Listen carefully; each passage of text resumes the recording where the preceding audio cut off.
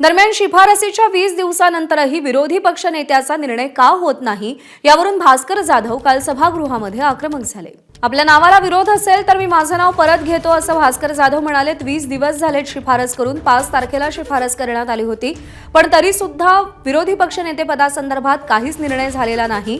प्रत्येक वेळी हा निर्णय विधानसभा अध्यक्ष घेतील असं म्हणून तो चेंडू विधानसभा अध्यक्षांच्या कोर्टामध्ये टोलवला जातोय। पण जर आपल्या नावाला विरोध असेल तर आपलं नाव आपण मागे घेतो, परत घेतो असं भास्कर जाधव म्हणालेले आहेत।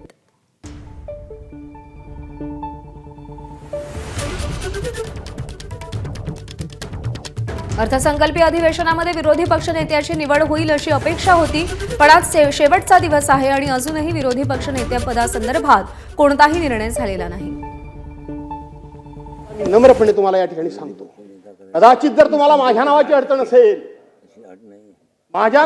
असेल, आज खुलेआमपणे या महाराष्ट्राच्या समोर मी या विधानसभेमध्ये सांगतो, मला भावनेच्या आधी जाऊन बोलत नाही, पण लोकशाहीचं संवर्धन म्हणून माझ्या नावाची अडचण असेल, मी माझं पत्र आत्ता मागे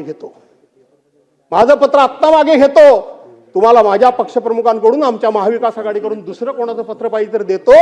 भास्कर जाधव नको म्हणजे विरोधी पक्ष नको अशी दादा धारणा ठेवू नका। मी मागे जायला तयार आहे। माझ्या आयुष्यात मी कुठलंही पदाची माणसं बघितली नाही। पद म्हणजे माझा परमेश्वर नाही दादा, पदाची मी कधी लालसा बाळगली नाही।